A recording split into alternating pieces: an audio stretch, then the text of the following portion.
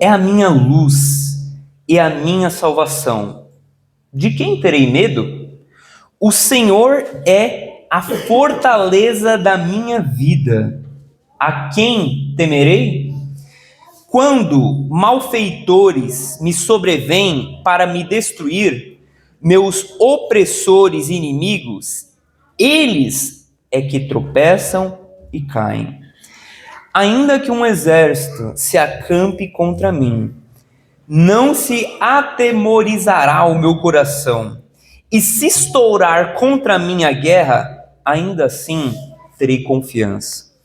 Uma coisa peço ao Senhor e a buscarei, que eu possa morar na casa do Senhor todos os dias da minha vida, para contemplar a beleza do Senhor e meditar no seu templo. Amém, irmãos?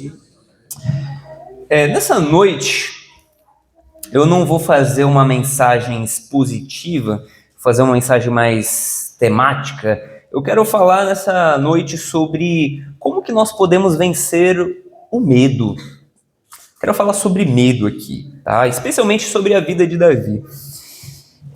Por quê? Eu venho refletindo muito esses últimos dias, tanto em questão de ansiedade quanto em questão de medo, o quanto que isso nos paralisa.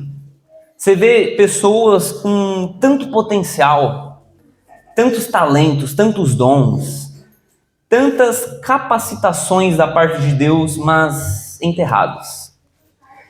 A pessoa não consegue fazer, não consegue se mover, parece que ela está travada, né? E a gente vê isso em diversos âmbitos, né?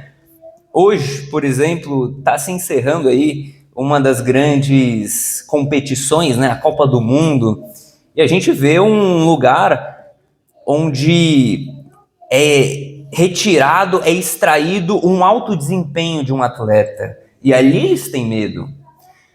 Todo nível de competição, todo nível de apresentação, de exposição, gera medo. Medo do, será que eu consigo? Medo do, o que será que vão falar?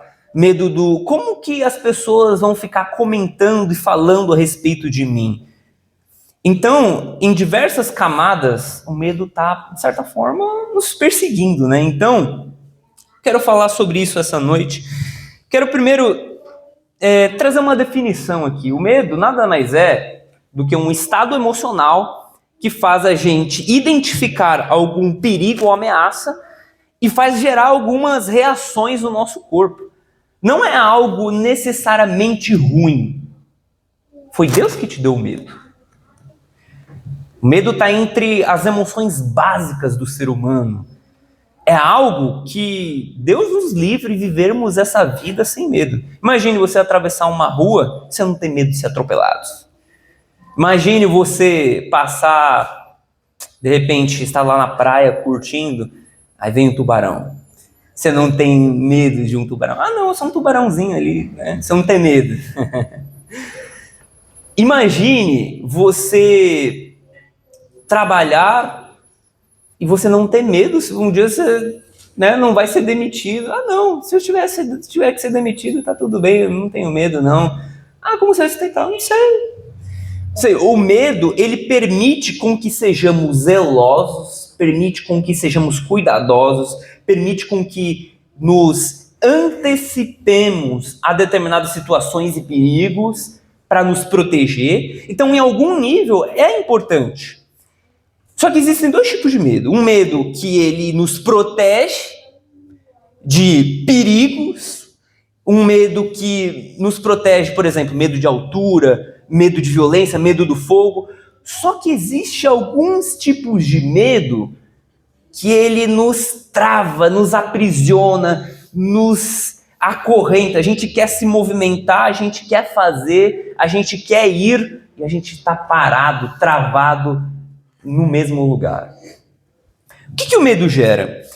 Quando você, por exemplo, imagine que você está curtindo, vamos supor, está num final de semana com a sua família, aí você está lá numa fazenda, você está numa fazenda não, numa chácara, né? Você está curtindo lá e de repente você Você vê uma cobra. É uma cobra. O que isso gera dentro de você? O seu corpo, ele começa a reagir frente à situação. O medo gera algumas mudanças fisiológicas no seu corpo. Então, por exemplo, o sangue, ele é distribuído para as extremidades do corpo. Ele é distribuído para suas mãos, para suas pernas. Ou para você lutar, ou para você sair correndo. A sua pupila se dilata, os olhos eles se abrem para captar o máximo de informação para você lidar com aquilo. Sua mente começa a não pensar racionalmente, você pensa mais emocionalmente, para você lidar com aquilo. Imagine, tá a cobra e você fica refletindo, nossa, o que essa cobra está fazendo aqui, né? Tanto lugar para ela tá, você não pode refletir muito, você tem que agir impulsivamente, repetidamente, reativamente. Então, acontece toda essa movimentação fisiológica, psicológica, emocional, para você lidar com aquela situação. Só que olha só, alguns pontos que eu quero fazer os irmãos refletir aqui sobre, especialmente, o medo que nos trava, tá? Primeira coisa que eu quero destacar, o medo ele distorce a nossa visão. O problema não é a situação, é a interpretação que eu tenho dela. Possa ser que a situação seja, de fato, um perigo, uma ameaça, e eu interpretei adequadamente, corretamente, só que muitas das vezes eu estou vendo uma situação e a minha mente interpreta com algo gigantesco. Você quer ver um exemplo? Vamos supor que a gente está aqui, aí de repente começa a passar uma barata aqui no meio da igreja. Alguns irmãos e irmãs vão olhar a barata e vão interpretar, meu Deus, é um monstro. Ou seja, distorce a visão. Se colocar num ringue, você é a barata, na mente de você, não, a barata vai ganhar, eu vou perder. Por quê? Interpretação. Mas se você falar, qual que é o perigo? A barata vai te matar? Na mente da pessoa, meu Deus, Deus me livre. Eu vou daqui para o hospital. Né? Ou seja, interpretação.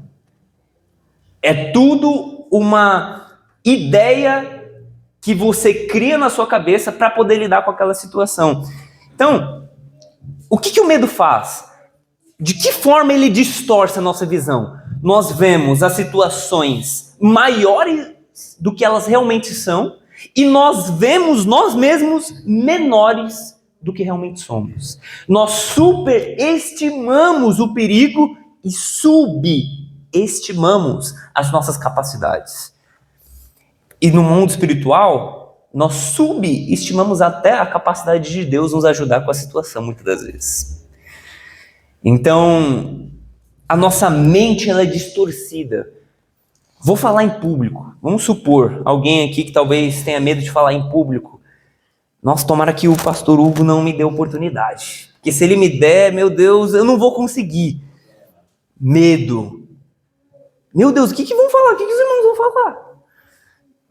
Imagine, se eu estivesse aqui, com os irmãos aqui, eu tivesse com medo. O que vão falar? O que vão pensar? Eu não conseguiria nem falar o que eu tenho para falar, porque eu iria ficar pensando na interpretação do que os irmãos têm sobre o que eu estou falando. Então, o medo, ele paralisa, ele trava, ele bloqueia, ele faz você hesitar, faz você fugir, faz você esquivar de situações que, quem sabe, poderiam ter grandes vantagens, grandes recompensas para você, né? Quantos aqui que talvez nunca perderam uma oportunidade porque você teve medo? Uma oportunidade, quem sabe, de ganhar dinheiro, uma oportunidade de conhecer uma pessoa legal, uma oportunidade de, inclusive, falar de Jesus, falar da palavra, porque você ficou criando ideias errôneas na sua cabeça. Segundo lugar que eu quero destacar aqui sobre o medo, ele contagia. Ele é um negócio que ele é como um vírus. Se você, assim, tá com muito medo e você começa a falar, a criar diversos cenários na sua cabeça e compartilha com a pessoa, de repente um monte de gente está com medo também. Você quer ver um exemplo? Na Bíblia, em Números capítulo 13 e 14, nós temos uma história muito interessante, que é quando o povo de Israel saiu já do Egito, eles já estão próximos de entrar na terra prometida. E aí o que eles fazem? Eles enviam 12 espias. Quantos espias eles enviam? 12. Só que 10 dos 12 espias voltam de espiar a terra e trazem um relatório negativo. Eles falam, olha, gente, realmente, a terra é boa, mana leite e mel, é tudo isso que Deus falou mesmo, é maravilhosa, tem coisas incríveis, mas é o seguinte, lá tem gigantes. Nós éramos como gafanhotos aos seus olhos e eles eram como gafanhotos aos nossos olhos. Não vai dar. É uma terra boa, é legal, é boa mesmo, mas não dá. Lá tem gigantes. Interpretação negativa. Ah, mas tem gigantes, tá? Mas Deus livrou eles do Egito, abriu o Mar Vermelho, deu pão, deu tudo, e eles falaram assim, ah não, tem gigante, a gente não vai conseguir. Deus não é capaz de nos levar a essa terra. Só que eles não apenas trazem esse relatório, como eles contagiam uma nação inteira. E a partir desse evento, desse relato, uma nação inteira deixou de entrar na terra prometida, morreu no deserto para a próxima geração tomar a terra por conta do medo. Foi tomada pelo medo. E aqui eu quero chamar a atenção dos irmãos para o seguinte: quem são os seus 10 espias que estão instalando medo em você? Quem é que está compartilhando um medo para você e você está pegando para você? Porque muitos dos medos que nós temos, às vezes não é nem nosso, é um medo emprestado de outra pessoa. Você sabia disso? Que tem medos que você pegou para você, mas que na verdade nem era para ser seu? Vou dar um exemplo aqui. Vamos imaginar que eu, em algum momento da minha vida, alguém jogou um gato em cima de mim, o gato começou a me arranhar e eu, meu Deus do céu, sai pra lá. E aí eu começo a pegar raiva de gato. Eu começo a pegar medo de gato. Toda vez que eu vejo um gato, eu falo, meu Deus, sai daqui porque eu não gosto de gato. Aí eu cresço, né, me desenvolvo, tenho minha família. E aí eu falo assim pro meu filho. Quando meu filho cresce, meu filho vai crescendo, eu falo assim, olha filho, se você vê um gato, foge de gato. Gato é coisa ruim. Um dia teve alguém que jogou um gato em mim, ele me arranhou todo e eu fiquei machucado. Toma cuidado, se você vê um gato, foge. O que meu filho vai fazer quando ele vê um gato? Vai fugir. Mas ele mesmo teve alguma experiência? Se teve algum gato que fez alguma coisa com ele? Não. Mas é um medo que eu instalei nele a partir da minha própria experiência. E eu dei um exemplo aqui aleatório de um gato, mas a gente pode expandir isso para tantas coisas. Vamos supor que Deus coloca no seu coração um projeto, uma ideia de você empreender, de você começar a fazer alguma coisa, abrir um negócio. E aí, de repente, eu que me frustrei, ao invés de eu apenas compartilhar essa experiência como um relato para você ter uma estratégia, ter uma ideia diferente, eu conto como uma experiência negativa, como uma experiência ruim, e eu falo, empreender dá errado. E aí o que você faz? Ah não, acho que eu vou ficar aqui mesmo, ficar acomodado, vou ficar no meu canto, não vou me expor muito não vou assumir riscos, porque assumir risco deu errado para ele, vai dar errado para mim também. Então você percebe o quanto que isso contagia de maneira negativa? E assim, irmãos, a gente vive numa sociedade que, de certo modo, em alguns ambientes, se alimenta do medo. Você não pode ser muita coisa, não. Você tem que ser nota 5. Você não pode se expor muito, você não pode se desenvolver muito, você não pode se destacar, você tem que ficar na média, você tem que ficar acomodado. Porque se você se expor muito, vai ter pessoas querendo te sabotar, pessoas querendo boicotar o seu serviço, o seu trabalho. E aí você tem o quê? Mais uma vez mesmo. Você quer ver um outro exemplo? Se você pega os jornais, quais são são as notícias que mais são vistas, visualizadas? As notícias de morte, de tragédia, de pânico, de catástrofe. Por quê? Porque gera medo. É o que mais vende. Tá? Então, a gente tem que tomar cuidado e refletir sobre isso. Os bloqueios que a gente tem que não são nossos. Só que olha só, preste bem atenção, irmãos. Da mesma forma que o medo contagia, a coragem, a audácia, a intrepidez também contagia. Se você tem uma atitude, uma postura diante da vida corajosa, se você tem momentos em que a vida exige de você postura e você tem postura, isso contagia as pessoas que estão ao seu redor. Paulo, quando ele vai preso em Roma, muita gente pensou, meu Deus, Paulo está preso, e agora? Como que a gente vai pregar o evangelho? Se Paulo, que é a nossa referência, o nosso exemplo, ele está preso, a gente não vai mais pregar. Só que Paulo, ele encoraja as pessoas, ele estimula as pessoas. E a Bíblia vai dizer em Filipenses capítulo 1, a partir do versículo 12, Paulo ele escreve assim, dizendo, meus irmãos, eu quero que vocês saibam que as minhas prisões em Cristo têm contribuído para o avanço do evangelho. Porque foi manifesto em toda a guarda pretoriana as minhas prisões por Cristo. E aí ele diz que muitos irmãos, tomando ânimo com as minhas prisões, ousam falar a palavra mais confiadamente, sem temor. Então olha só, deixa eu te falar uma coisa. Você está com medo? Começa a agir, mesmo com medo, porque isso não é algo que vai afetar só você, vão afetar as pessoas que estão se inspirando em você. Às vezes tem muita gente que se inspira, tem você como referência, como modelo, como exemplo, e você consegue inspirar pela sua atitude, pela sua postura. Você consegue causar esperança só pela sua atitude. Amém? Então, que todos nós possamos ser homens e mulheres corajosos. Amém. A coragem, ela não advém da ausência de medo. A atitude, é a postura, mesmo quando você está com medo. Uma segunda coisa que eu quero ressaltar, uma terceira coisa que eu quero ressaltar aqui sobre o medo é que ele pode virar um hábito.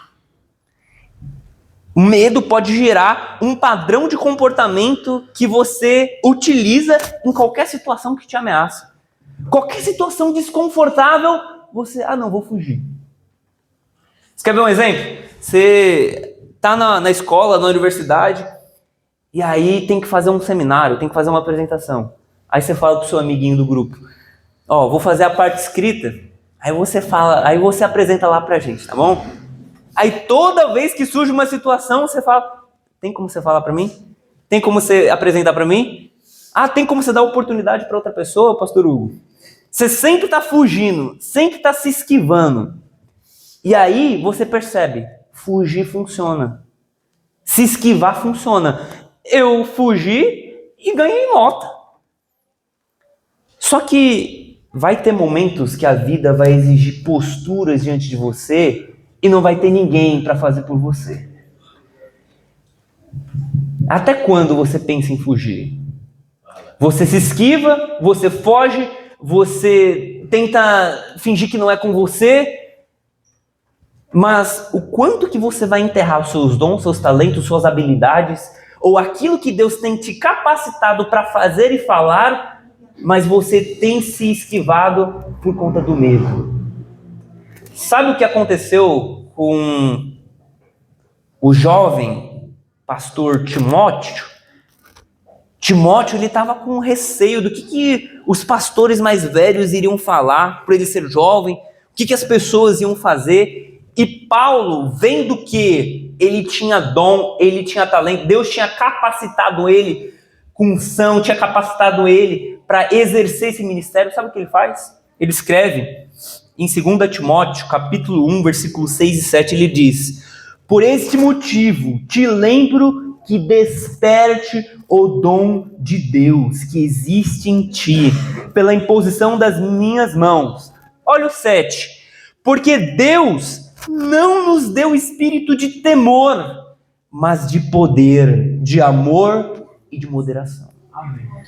Então, toda vez que você pensar em se esquivar, pense: não foi para isso que Deus me chamou. Deus me chamou para ter postura, para usar as minhas habilidades para a glória do nome dele. Para pensar. O medo que você tem de falar, o tanto de pessoas que poderiam ser abençoadas por aquilo que Deus coloca no seu coração. Pense em tantas pessoas que continuam da depressão, continuam sem esperança, continuam com uma vida ruim, vazia, porque você tem medo de falar, ou tem medo de se posicionar. Pense em tantas pessoas que poderiam ser abençoadas por aquilo que Deus tem te dado, mas você pensa: ah não, acho que não é para mim, vou falar para outra pessoa fazer. Olha só, tem coisas que é para você fazer. Deus, ele não depende de você, mas ele conta com você. Amém, irmãos? Amém. Deus, ele é um ser transcendente. Isso significa que ele não depende de ninguém, mas ele conta comigo e com você. Sabe uma história que me inspira muito? É a história da rainha Esther.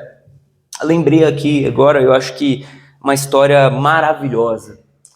Quando a rainha Esther fala para Mardoqueu que ela não queria, em Esther capítulo 4, quando ela tem medo de se posicionar, sabe o que Mardoqueu fala para ela?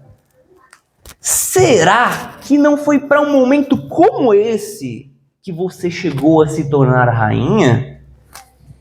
Aí ele fala, se você não se posicionar, saiba que socorro e livramento virão de outra parte. Em outras palavras, ele está falando assim, olha, Deus não depende de você. Se você como rainha não se posicionar agora, tá tudo bem. Deus vai levantar outra pessoa, porque o povo dele não fica sem socorro e livramento. Amém, aleluia. Mas, será que não foi para um momento como esse que Deus te levantou e você chegou a ser rainha? Para Deus te usar e salvar uma nação inteira? Agora para pensar, onde Deus te colocou, no trabalho que você tem, nas funções que você exerce, as pessoas que você influencia, será que não foi para um momento como esse, para você influenciar, para você abençoar tantas pessoas que Deus te colocou nessa família, nessa escola, nessa universidade, nesse trabalho? Mas se você não se posicionar, saiba que Deus ele não está dependente de você. Ele continua sendo Deus. E ele vai levantar alguém corajoso para se posicionar. Mas não seria legal, não seria incrível ser usado pelo Eterno? Não seria maravilhoso ser instrumento de Deus na terra? Então peça para Deus intrepidez, peça para Deus audácia, peça para Deus coragem para exercitar aquilo que Ele tem te dado. Amém? Bom, eu falei 3 pontos aqui. O medo, ele distorce a nossa visão, ele contagia e ele pode se tornar um hábito se a gente não travar. Para finalizar, vamos falar aqui sobre algumas coisas que a gente pode fazer para lidar com o medo, para a gente poder lutar contra isso, para que ele não venha nos aprisionar. Então, o salmista Davi, ele nos oferece aqui uma receita, né? O Salmo 27, o versículo 4, ele vai falando, né, de como Deus é a sua luz, de como Deus é quem tira o medo do coração dele, mas eu acho que a raiz de tudo isso está no versículo 4. Olha o que ele diz. Uma coisa peço ao Senhor e a buscarei, que eu possa morar na casa do Senhor todos os dias da minha vida, para contemplar a beleza do Senhor e meditar no seu templo. Aí você para pensar, de onde que vinha a coragem de Davi? Será que a coragem vinha dele confiar em si mesmo? Ou vinha dele confiar em Deus? Aqui que está a grande questão. Se você tem medo, é porque você está vendo um perigo muito grande e você muitas das vezes está esquecendo de quem está com você e de quem é Deus para você. Porque Davi, ele olha e ele fala, olha, ainda que o exército se voltasse contra mim, eu não teria medo. Ainda que a guerra se voltasse contra mim e tivesse os maiores perigos, tá tudo bem, eu confio em Deus. Salmo 23, que todos nós conhecemos, o versículo 4 ele disse, ainda que eu andasse pelo vale da sombra da morte, não temeria mal algum, porque tu estás comigo. Então imagine a situação na sua cabeça, cria o cenário. Você está passando pelo vale onde só tem morte. Para onde você olha, para o lado, para o outro, você vê cadáver, você vê morte. Como que você sentiria? Medo. Davi está falando, olha, eu já passei por isso. Eu já passei por um momento de guerra. Eu olhava para o lado, tinha morte. Eu olhava para o outro, tinha morte. Mas eu não tinha medo, porque o Eterno está comigo. Aleluia. Ele não estava confiando em si mesmo, ele estava confiando no Eterno. É por isso que a gente tem que ter essa mentalidade. Não é minha força, não é minha capacidade, não é minha inteligência, não é minha estratégia, não são os meus recursos. É Deus que está colocando as suas mãos sobre mim. É por isso que diz Isaías capítulo 43.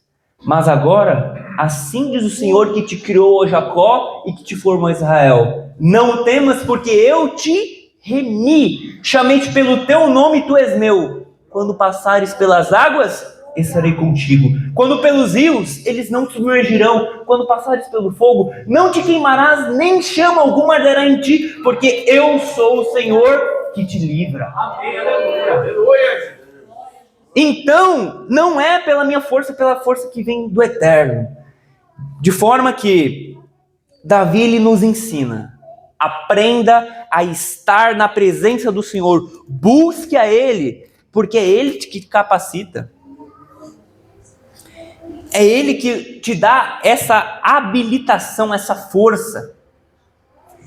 Porque, sendo bem sincero, a gente é fraco, enquanto seres humanos. Se você lê aí algum livro de autoajuda barata, talvez você vai se convencer que você é muito forte, né? Alguns livros falam, olha, desperte o gigante que é dentro de você. É só você fazer cócegas no interior da sua alma que vai surgir um monstro e você vai vencer todos os obstáculos. Na verdade, não. Nós somos fracos. Você e eu somos fracos. Fracos espiritualmente, fracos emocionalmente. Mas nós não dependemos da nossa força. Paulo diz em Efésios 6,10, fortalecei-vos no Senhor e na força do seu poder. É no poder do Eterno. Só que olha só, por que a gente não confia em Deus dessa forma? Por que a gente não confia? Aí você fala, não, eu confio em Deus. Mas por que diante do perigo a gente foge, a gente tem medo? E aí eu disserto. Explico. Confiança, ela vem de experiências e conhecimento. Você quer ver um exemplo? Vamos supor que alguém chega ali na rua, você não conhece essa pessoa, e ela fala assim, olha, tem como você emprestar o seu carro só para eu ir ali pegar um negocinho, né, e dar na farmácia? Você emprestaria o carro? Você não conhece? Você tá doido? Vai pegar meu carro? A pessoa pede um dinheiro emprestado, ou a pessoa pede, me empresta os seus livros. Né? Para mim, esse livro é coisa eu sou muito ciumento com os meus livros. Aí eu vou emprestar? Não conheço. Mas por que a gente não confia? Porque a gente não conhece. Talvez, se fosse um primo, se fosse um amigo, se fosse um irmão, se fosse alguém de confiança, não, pode pegar o carro, vai lá. Agora, por que a gente muitas vezes não confia em Deus? Porque a gente trata Deus como um desconhecido. Parece que a gente fala de Deus, mas na prática a gente não tem experiências de andar com Ele. Então, quando surge uma situação, será que Deus vai agir mesmo? Você não conhece? A falta de confiança em Deus é pela ausência de experiências com Ele. À medida em que a gente vai tendo experiências de andar com Deus, de conhecê-lo pessoalmente, a gente começa a ganhar mais coragem, porque a gente sabe que Deus está conosco. É por isso que Davi, ele consegue ter a audácia de falar: ainda que eu passe pelo vale da sombra da morte, eu não temo, porque Deus está comigo, e ele já mostrou diversas evidências que ele estava comigo. Portanto, se ele está comigo, eu não tenho medo. Aleluia! Eu quero trazer um segundo ponto aqui. Então, primeiro, confiar em Deus. Segundo, a oração é aquilo que recalibra a minha visão. Vocês lembram que eu falei que no medo a nossa visão fica distorcida? A gente superestima os problemas e subestima nossas capacidades de enfrentamento? Então, a oração, ela recalibra isso. Quer ver Vou citar 2 exemplos. O primeiro exemplo é o exemplo de Josafá. 2 Crônicas, capítulo 20, tem uma história que os reis de Moabe e de Amon, eles resolvem ir para a guerra contra Josafá. E Josafá, a Bíblia vai dizer em 2 Crônicas 23, então Josafá teve medo e pôs-se a buscar o Senhor e apregou um jejum em todo Judá.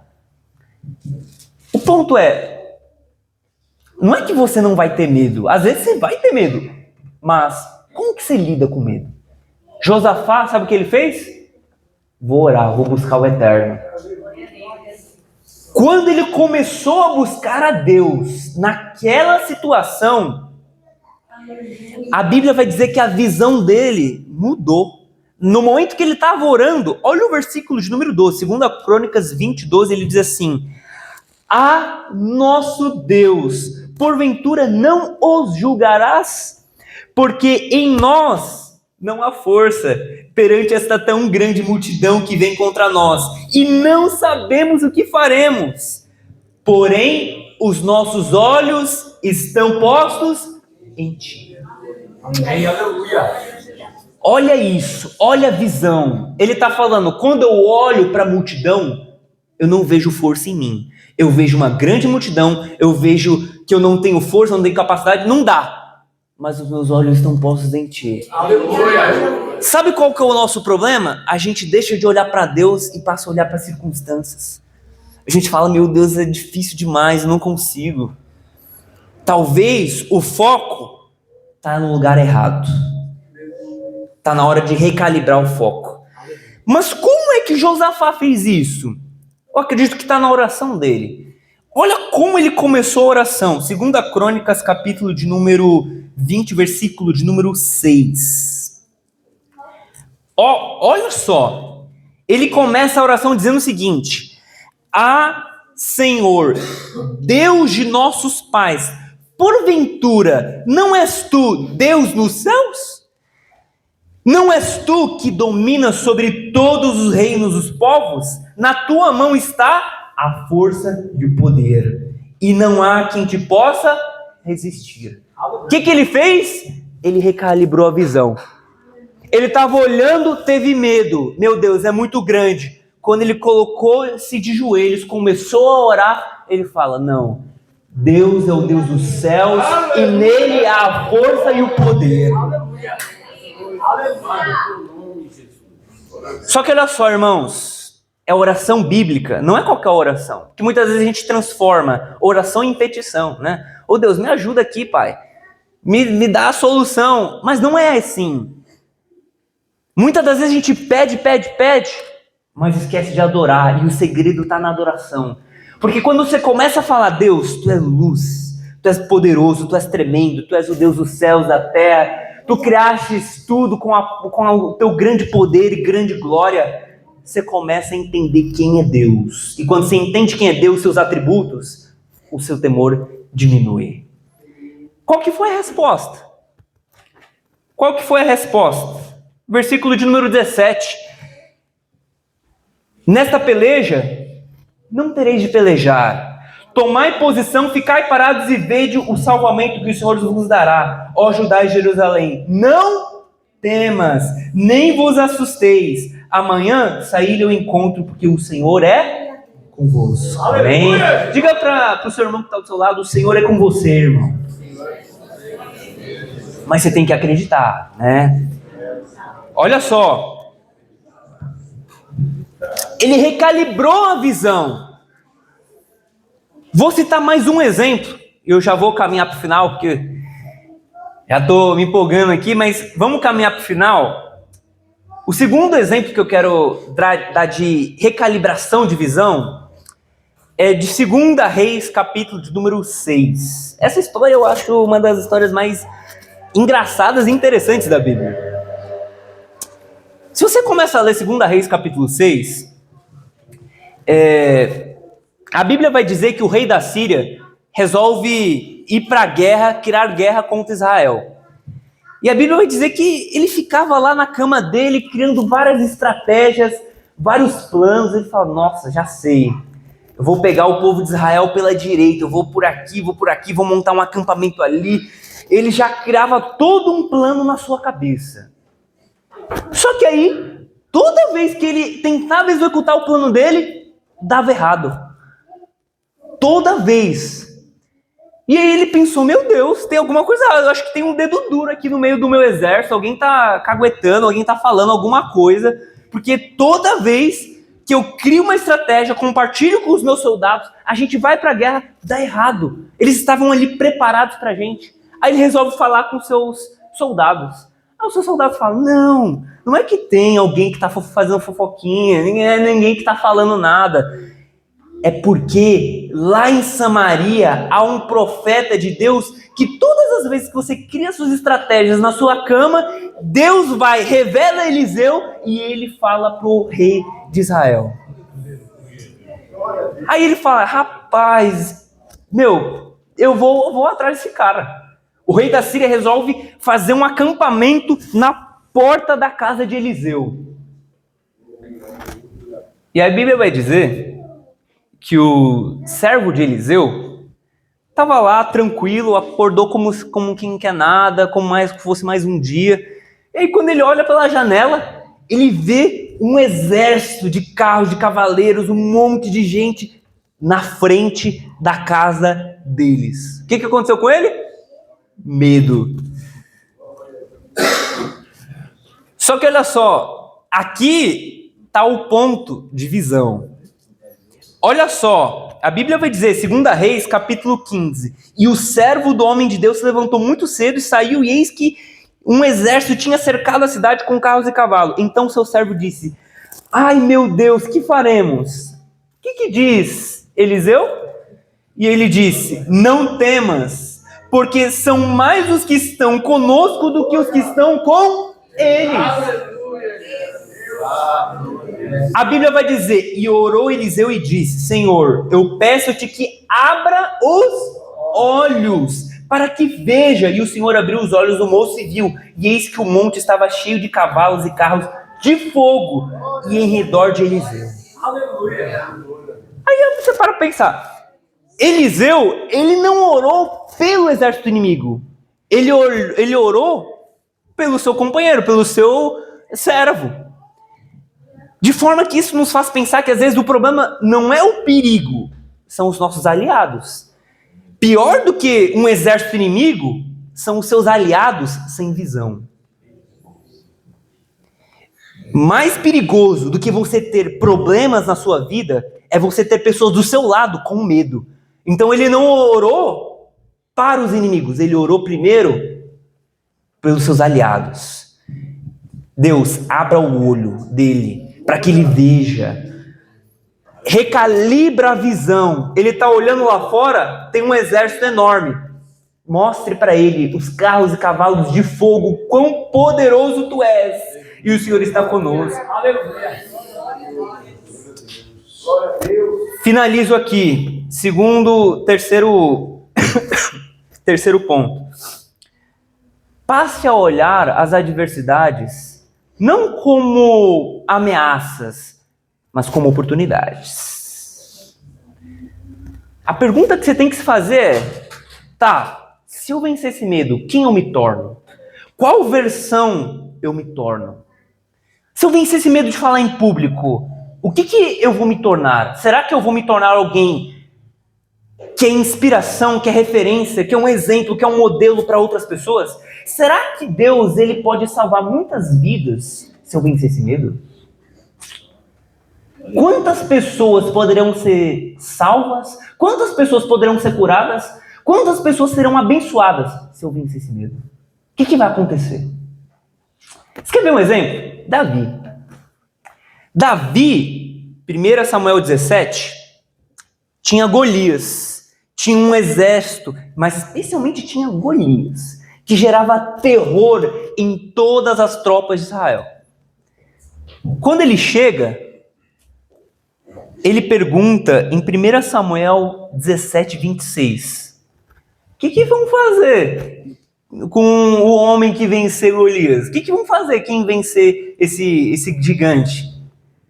Ou seja, ele olhou a situação, ele não viu como ameaça, ele viu, opa, é uma oportunidade. Tá, é uma oportunidade. Ele já pensou, eu vou para casa real, eu vou me casar com a rainha, porque uma a princesas, né? Uma das recompensas era dinheiro, riquezas e casar com a filha do rei. Ele falou, agora que eu vou morar na casa do palácio mesmo, agora que eu vou pra guerra mesmo. Cadê esse Golias aí? Ou seja, ele encarou como oportunidade. Oportunidade para ele e oportunidade para glorificar o nome de Deus. Amém. Porque o grande interesse de Davi não era só sobre ele, é sobre todo o povo e toda a nação. Você quer ver um exemplo que ele diz? 1 Samuel capítulo 17, versículo de número 45, quando ele está diante de Golias, ele fala, tu vens a mim com espada, com lança e com escudo, porém eu vou a ti em nome do Senhor dos Exércitos, o Deus do Exército de Israel, a quem tu tens afrontado. Hoje mesmo cortarei a tua cabeça e darei ao arraial dos filisteus as aves dos céus e as bestas da terra, e toda a terra saberá que há Deus em Israel. Aleluia. E aí ele continua, e toda essa congregação há de saber que o Senhor salva, não com lança, não com espada e nem com escudo, porque do Senhor é a guerra. Aleluia. Então ele pensa, é ótima oportunidade para toda a terra saber que há Deus em Israel. Aleluia. Olha ele vendo como oportunidade. Mais um exemplo, quando você vai para Marcos capítulo 5, versículo 28, mulher do fluxo de sangue, ela olha para Jesus e ela via 12 anos com aquele fluxo de sangue. Se descobrissem que ela estava ali e era considerada impura, o que poderia acontecer? Ser morta, apedrejada? Mas o que ela estava vendo ali? Oportunidade. Se eu tão somente tocar em suas vestes, eu serei curada. Aleluia. E aqui, para finalizar, o ponto é, você vai deixar a oportunidade passar? Como diz o ditado, a palavra falada, a flecha lançada e a oportunidade perdida não voltam mais.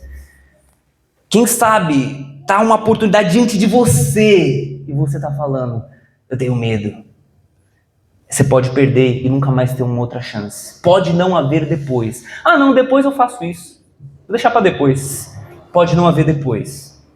Possa ser que não haja mais oportunidade. Então, meus irmãos, que Deus nos abençoe. Que Deus nos abençoe com coragem. O medo vai existir no nosso coração. A gente somos homens e mulheres muitas vezes com medo. Mas que a gente, sobretudo, tenha a coragem de sermos homens e mulheres que temem ao eterno e não temem aos homens. Porque o nosso maior medo não é do que os homens vão falar, do que os homens vão fazer. Nosso maior medo deveria ser o que Deus pensa. Será que Deus está se agradando de mim? Eu devo ter temor a Ele. Temor não é ter medo, é reverência. É ter medo de desagradar aquele que é o amor da sua vida. Aquele que não teve medo por você. Ele venceu o medo para poder salvar você e eu. Então, quando você pensar em desistir, pense em Deus. Gosto de uma frase do Guilherme Carey que ele diz assim: eu não tenho medo do fracasso. Eu tenho medo é de ter sucesso em coisas que não importam para o meu Senhor. Então tenha medo de ter sucesso em coisas que Deus fala, eu não me importo com isso. Você está tendo sucesso diante dos homens, mas para mim você é um fracassado. Seja um fracassado diante de todo mundo, mas obtenha o sucesso diante de Deus. Amém? Deus em Cristo abençoe. Pela escuridade em nome do Senhor Jesus. Amém?